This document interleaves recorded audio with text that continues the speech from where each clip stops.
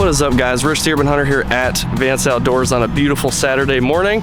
We're out here working on my boat. Gonna install some side curtains and a little bit of a fuel vent situation. I don't know if you guys have heard of this before. It's super common on these boats where when you start the fuel at the pump, it'll click like immediately because it's not venting correctly. It used to work perfectly fine, and maybe a couple rough days on Erie knocked it out. I don't think you guys have met hunters so far on the channel. Brought him a gift here. I brought one of each of our hats that we sell, theurbanhunter.shop, 10% off, use code TUH if you're interested. They're hunter orange for a legal hunting requirement. And then we've got the camo hat, and we've got what I've got on here, the best seller, if you will, the tan hat. So let's go meet the team and get to work. And then I think later today we're gonna go look at some other boats that they have for sale for upgrades in the future, and just give you guys some ideas of what they do here. Let's get to it. What's up, dude? What's up, man? Hunter. Hunter, nice to meet you. Nice to meet you, Rich. What do you do here? I am our buyer of fishing, marine, and boats. Okay, so everything boats. You're the guy. Everything boats. Every boat you see in here, every fishing lure you see in here. Awesome. So, yeah. Cool. I've got a couple hats if you'd like to. Oh, man. If any of those stand out, yeah, for sure. They're all the wood duck, man. That's awesome. I'm gonna have to take the camo one. All right, bet. It's my new hunting hat. Awesome. Appreciate it. Absolutely. What was the guy's name that's helping us out here again? Junior. Junior. Okay. Yeah, Junior's cool. All right. What's the easiest thing to do? Should we put the sport top up and then install it from there? Yeah. Okay. I feel like that's the best way to go about it. All right.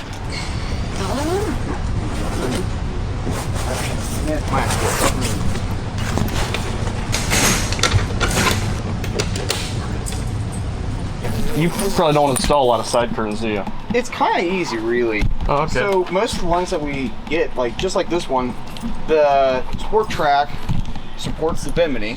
And the bimini already has some of the clips, so really we're just basically zippering up the stuff and installing a couple more clips basically in the windshield railing. Yeah. That way it snaps in. They're not too terrible. They look complicated because of their snaps, zippers, Velcro. Yeah. It's like too much going on in one spot. So, pretty easy. Wow, this goes so much farther back than I was expecting. That looks pretty nice. Great coverage. Yeah. So, these fold in half. Then And we that's just what pop goes in them the in. sport track. Oh my gosh, guys, look at this. Super easy. No drilling necessary. I was terrified. Because look at these self-tappers. They look like they're... Gnarly looking. Especially think- when you're thinking, oh man, I don't want to punch through the glass. Right, that's why I brought it here. I was too scared to do that myself. And nice thing is, they have a little hole in them, so pretty easy to just spread in with a screwdriver. Dude, if I didn't bring these here, I would have drilled right into that. Because I think their install video shows dudes drilling into it. So like on this bottom one right here, Yeah. you can see there is nowhere to put it. Yeah. So this one you would have to pre-drill. Okay. So where are you gonna put that one, do you think? So that one will probably go, once I get these all kind of tightened down, Yeah. it'll probably go pretty much almost flush with these. Maybe a little bit higher. And the alternative would be basically, I guess, leaving that open. And Yeah. that'd probably turn into a Water coming in if you're getting heavy waves or wind, yeah. whipping it around. Where'd you learn how to do this stuff? See, I'm still really young, so How old are you? I'm only 22. I got years of learning stuff, but I started working on cars with my dad when I was really young. Okay. Then I went to automotive school. Then decided I was like, man, living in Ohio kind of sucks for working on cars because all you get is rusty cars or faulty cars. And I was like, man, if I work on boats, they're freshwater boats. Yeah. And up here, it's really nice because there's no salt water. And the boats are aluminum, so they're not gonna rust. Yep. That looks so freaking good. You can see, like, we didn't have this snap here. It's Yeah. gonna have a bulge right there. Yep. And the wind might catch it, it might unsnap some of these. So, kind of a little, like, insider trick. Sometimes what I'll do is I'll put chalk on these. And then that way, that way I can monitor it and I don't have to worry about, like, missing my snap or being extra tight. Yeah. So, nice thing about chalk is it washes off. So, Yeah. you can just wipe it off with some water. That's some precision work there. He's got all the tricks. I've had this out on Erie 2 or 3 times, and it could be zero wind and huge waves. You never really know. Well, the biggest thing about Erie is you got to watch the wind direction, and you got to watch the wind, because out of a certain direction, 10 mile an hour, you're fine. Yeah. Out of another direction, 10 mile an hour, you're not fishing. I mean, that's just how Lake Erie is. So I used to take a trip every year to St. Clair, 2 trips. And the most frustrating part about it is you book an Airbnb to get a good one where you can park multiple boats. Yeah. You have to book it in advance. How far out? Like a couple months? Yeah. So we would usually go halfway, like April 15th, and then we would go April 30th. And usually it's like a Thursday through a Sunday. And I mean, if you go up and it's blowing wind all weekend, you're screwed. It's ripping. Yeah. Screwed. And the first couple times I went, I was blessed with good conditions the entire trip and the couple weeks before. I've been up there when the conditions were fine, but a couple weeks before it just downpoured rain, and St. Clair looked like chocolate milk, and St. Clair normally looks like a ruby. Beautiful, yeah. But no, you need to get up there for sure. I haven't caught a smallmouth in 15 years. Not even by accident. Next April, you need to try and take a trip up there, or even May. Okay. I'll tell you exactly where to go. All right. Some of these guys just got back from up there.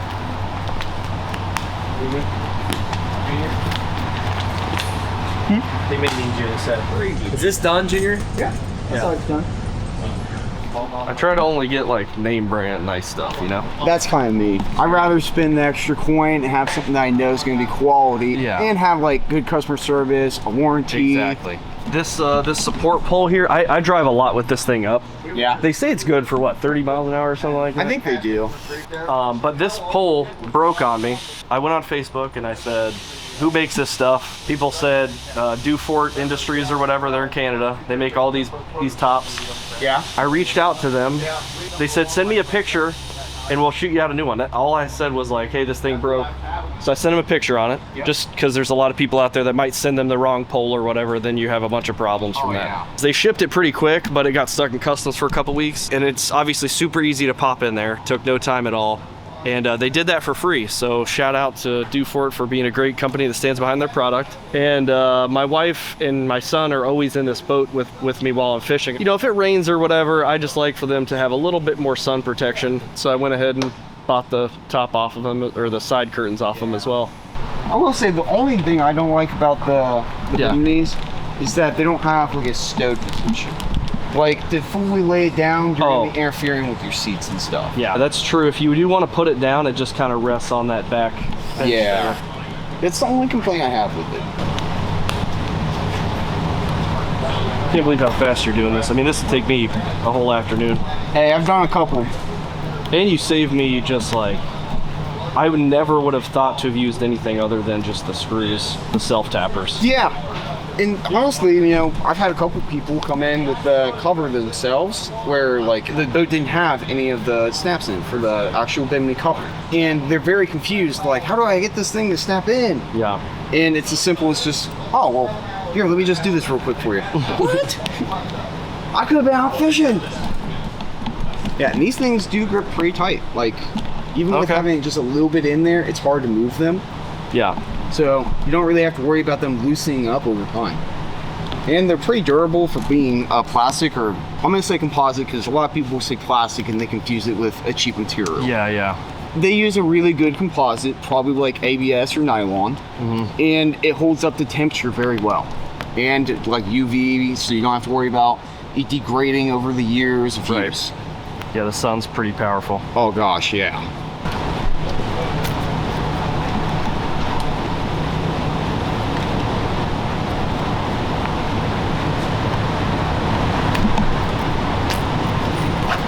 You guys install or sell this the Cisco stuff?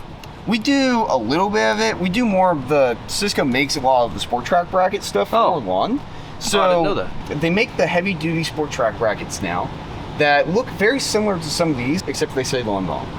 And they work basically exactly the same, just a little bit better. Like I've noticed on some of the Cisco sport track brackets, they have just a little rubber pads or little nylon pads, while the one they make for lawn is one solid nylon pad. It's very nice for people who want like a more rigid item or something that's more stable. Yeah, all of this stuff this thing has never gotten loose one time ever. I think Sitka stuff is really nice. Oh yeah, exactly right, Liz. I swear Hunter just teleports around here. He does, and he just vanishes when we need him. He told me 1 sec over there, and then I saw him come from over here. Yeah, he's like, I'm I gonna know be all gone. the shortcuts around here. Yeah, these are really nice. I like them. I think they look really nice too because they got the one logo on it. They're just a good quality product. Yeah, it is. Nice. And the holes are threaded. Yep, everything's tapped so that way you can take your ram out or whatever you're trying to mount to it and just screw Slap it right to on it. there. Yep, That's pretty nice. Anti-seize or blue Loctite, just depends on what type of hardware I'm using. Yeah. You don't want like galvanic corrosion. Yeah. It seems like on all the Lund pages and stuff, everybody uses Cisco and it's super hardcore. So it's I was like, all right, I'll just get some more of that stuff. They're tried and true. Okay guys, this is the finished product. You can see just how much coverage we've got here. Fam is going to be very, very comfortable. Look at all that. Wow. Without the seats, it seems like such a huge space. Looks freaking great. Yeah. Matches everything. Got a zipper there. Goes all the way to the front.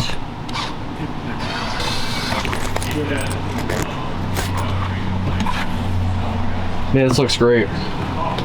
Thanks for your help. Oh yeah, man. Okay, now we are working on the gas tank. I tried to DIY this a little bit. Oh, did you? I don't know if I took that piece off or not, though. I'm not. It's kind of one of those things where if you don't know exactly what bolts to take off, you're gonna sit there and pry out, and you're like, man, it ain't coming off. It's held on with 2 screws on the floor. Okay. And then the 4 screws for the fill neck go into the actual aluminum trim panel. Gotcha. So that's kind of how the whole piece works. So we got our 2 lines in here. In this case, we have 1 big line, and then we have our tank vent. So it doesn't have the system that I was really talking about. Oh, okay. And if it did, you'd be able to look down this and you'd be able to see like a lip, kind of like a secondary tube in there. And then that's where the secondary tube would go to the top of the tank. Okay. So what we can kind of do is, I'm gonna check some of the fuel lines, like the hose clamps. Okay. There isn't too much anything that we can do other than just kind of look at the hose clamps. Okay. Because the system works based on this being the inlet for the fresh air going into the tank, and then this is the filler neck just going to the top of the tank. There's no secondary tube going to this. So if the tank was really big, you would have a secondary hose for venting here. So that way when the fuel comes in, it pushes the air and displaces it back this way. That way it's not trying to push this air and the fuel, and push the fuel back up the fill neck. So I feel like really we're gonna dig into this and not really find anything. I'll be honest. All right, well, you've been spot on this whole time, so that's probably gonna be the truth. So now that we know exactly what we're working with, I can tell you right now that we're not really gonna get anywhere just by digging up into it and tearing it apart. Okay. Unless you had like a problem where the motor stalls or doesn't get up on plane because it's not being able to suck the fuel, then I would kind of diagnose like, oh, this fuel vent check valve is probably failed, or the fuel demand valve on the tank going to the motor has failed. Okay. So that would cause like running issues where the motor would stall after wrong idling or like long trolling, or the motor might not get up on plane or might not have any power. The only thing that's ever happened, I thought it may be a fuel issue. I think it was this year at the first time that I had it out, it kind of stuttered before it would plane off, or as it was trying to get to plane, it would be like you know, that type of thing. So the older boats had metal tanks, and the idea is like if you don't fill your tank up in the winter, it condensates. And then the condensation gets in there. What can happen too though is when you run the tanks low, is the residue at the bottom of the tank, because pickups are at the bottom of the tank. So if you run it low, it concentrates. So like all the water and stuff that would concentrate in the fuel, it just collects at the bottom. And with it being pump gas, like, do you use pump gas or do you use during the gas? season I use pump gas. Now, especially if I'm gonna put it up for the winter or whatever, I'll fill it up with ethanol-free gas. Because I was gonna say that ethanol will draw a little bit of the moisture out of the air, and then it will slowly collect and turn to water. So like the water settles at the bottom, you can suck it up, it will kind of burn some of it out and run rough. Gotcha. So it could have just been residue in the line. Maybe a little water in there or something. It did that like sputtering at first, and then once you got it going, it was fine.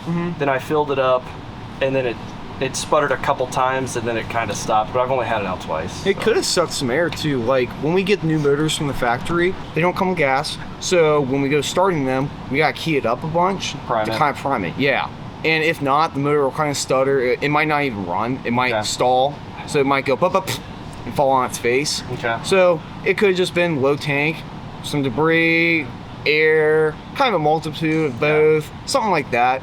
But if it cleaned out, I gotta say that you probably don't have any problems. It would probably sputter at full open throttle, wouldn't it? Because that's when the air demand is the highest. If it was an air issue. Yeah, if it was gonna be like a lack of air coming into the tank, it would stall at like full throttle, or after a while of trolling where the motor doesn't have enough vacuum to pull fresh fuel in. A lot of these are like older carbureted motors. That's where you'd see that problem. But on the newer EFI stuff, it's gonna be like fuel demand, like full throttle, 4,400 RPM, almost full 55, in that range. And it's gonna be eventually just fall on its face.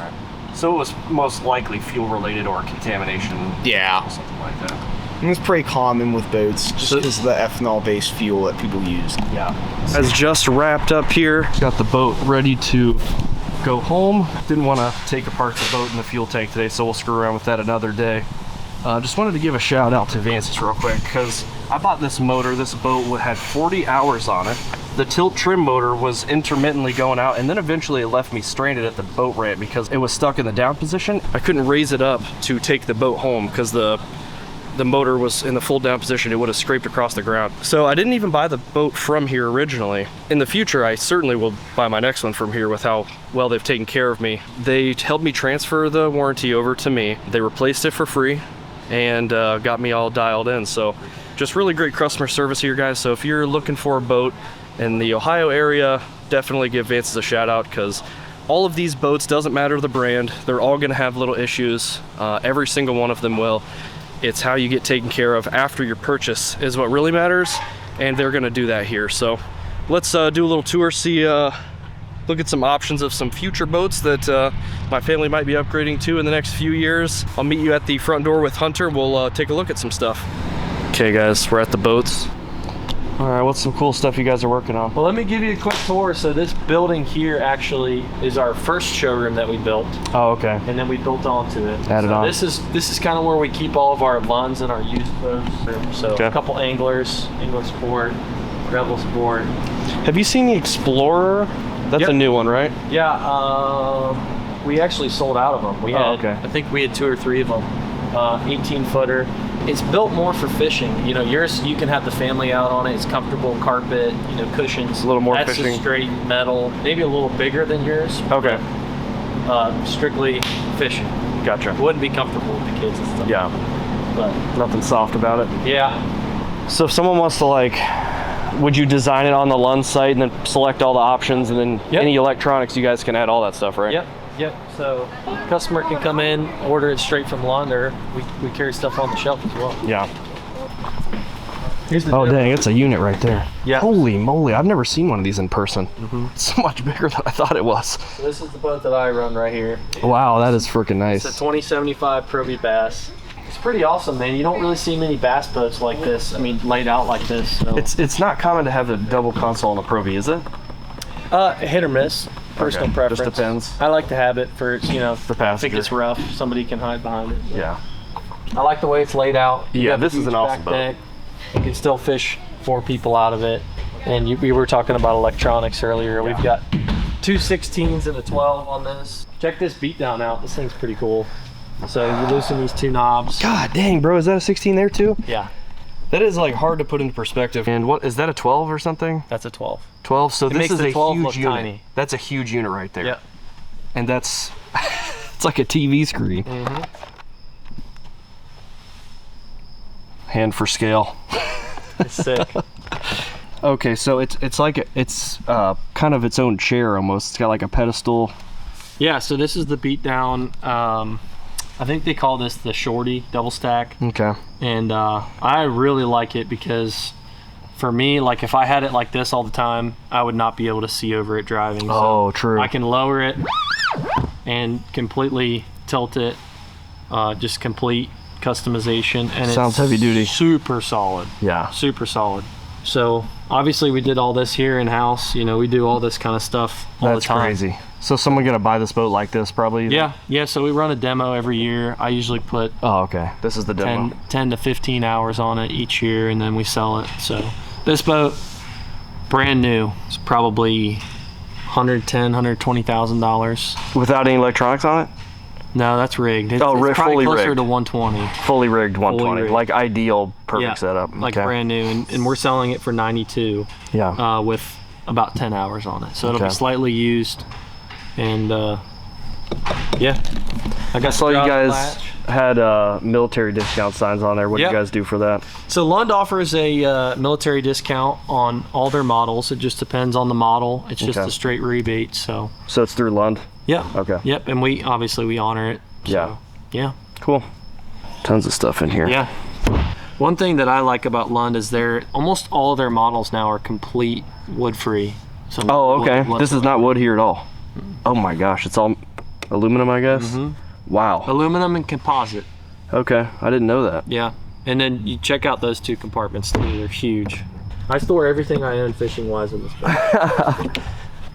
Pedestal. Yeah, absolutely massive amount of storage. Looks like rod lockers. Yep. This thing is deep.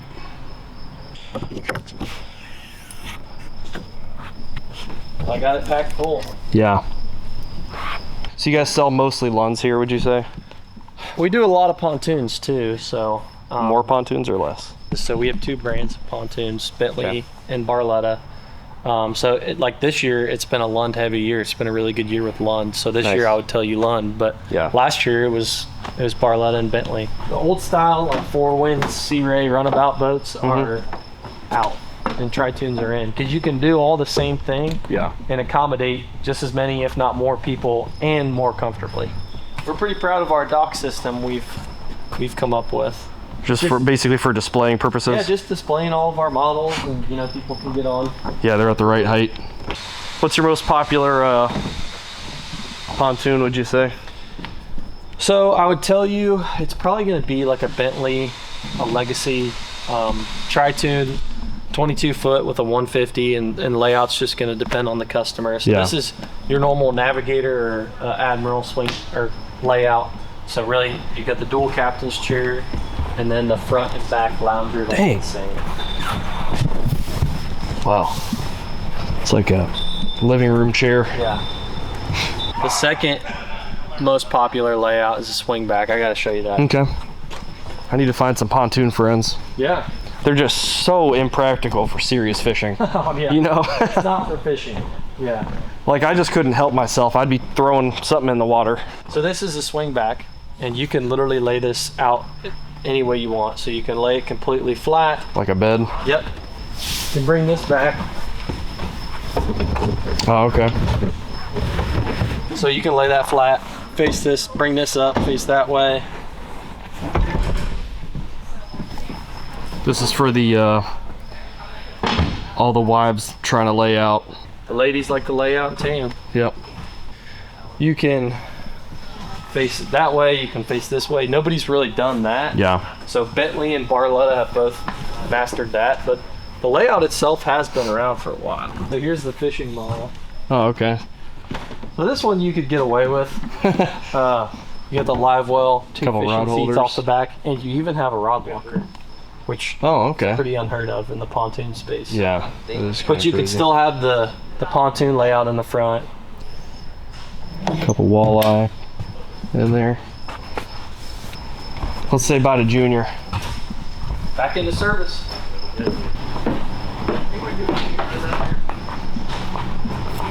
It's fun to say bye. Had to say bye. You knocked it out of the park. Blame you? You're a wizard. 22 years old. That's crazy. I try to be a magician, but I don't know. It's kind of difficult. Still working on it? Yeah, I haven't figured out all the tricks. What are you eating there? It's like popcorn. You know? It's like popcorn? Yeah, but it has like a hint taste of like, I think it's the Little color caramel we in put on there? it. No, I was Oh. gonna say it kind of tastes like soap, but Is this what wizards eat? colored popcorn, yeah. Red Bull is actually my main intake. Red Bull. It's the fuel calorie. All right. So if you want to be a genius, start with Red Bull. Yeah, That's it. that's all you exactly need. all you need. No, nothing. Just Red If Bull. you Just Red From the Bull. fast- time you wake up to the time you go to bed. All right, what's Red your Bull what's your will- average Red Bull intake on it? Oh, dude. How many cans? Dude, a weekly or daily? It's easier if I go daily. All right. Daily, about 2. 2 a day? No, He's 2 to 3. More than that? it's easily 4. Dude, 4 a day? Are you hitting them on the weekends too, though? Oh yeah. You know, it depends this if I'm goes working the 24/7. weekends. If I don't work the weekends, I'll just chill because I don't have any at home. You're basically working for Red Bull. Yeah. But that would be the dream Would you come true. would you consider yourself a Red Bull athlete? I would consider myself a Red Bull addict. Even a top athlete. You gotta change one of those out for water at some point. They have water in them. Oh, It's all you gotta compromise. dilute it with some extra water. I mean, I eat fruit sometimes. That's got water. That'll in it. help, yeah. And it's got my vitamins. The Red Bull does, obviously, not the fruit. Well, I appreciate the help. It was nice meeting you today. It's nice meeting you, man. Thank you, I appreciate it. Bring it back. Have us put some electronics on it. I know Yeah. you already got a sweet setup, but We'll dial in the next one. I kind of set this one up so we'd probably have to never touch it, it's smart. and then next time around we'll do something else, something cooler. Yep. Hunter, you're the man. Nice to meet you in person. In person, finally. yeah, absolutely. Come see us sometime. Yep. Get all my servicing done here. They do it all. So thanks for watching, guys. We'll see you on the next one. Peace.